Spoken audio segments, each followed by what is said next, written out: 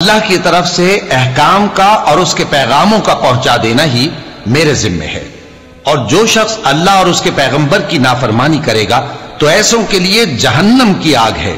وہ ہمیشہ ہمیشہ اس میں رہیں گے، یہاں تک کہ جب یہ لوگ وہ دن دیکھ لیں گے جس کا ان سے وعدہ کیا جاتا ہے، تب ان کو معلوم ہو جائے گا کہ مددگار کس کے کمزور ہیں اور شمار کن کا تھوڑا ہے۔ کہہ دو کہ جس دن کا تم سے وعدہ کیا جاتا ہے میں نہیں جانتا کہ وہ عنقریب آنے والا ہے یا میرے پروردگار نے اس کی مدت دراز کر دی ہے۔ وہی غیب کا جاننے والا ہے، سو کسی پر اپنے غیب کو ظاہر نہیں کرتا، ہاں جس پیغمبر کو پسند فرمائے اور اس کو غیب کی باتیں بتا دے تو اس کے آگے اور پیچھے نگہبان مقرر کر دیتا ہے تاکہ معلوم فرمائے کہ انہوں نے اپنے پروردگار کے پیغام پہنچا دیے ہیں، اور یوں تو اس نے ان کی سب چیزوں کا ہر طرف سے احاطہ کر رکھا ہے اور ایک ایک چیز گن رکھی ہے۔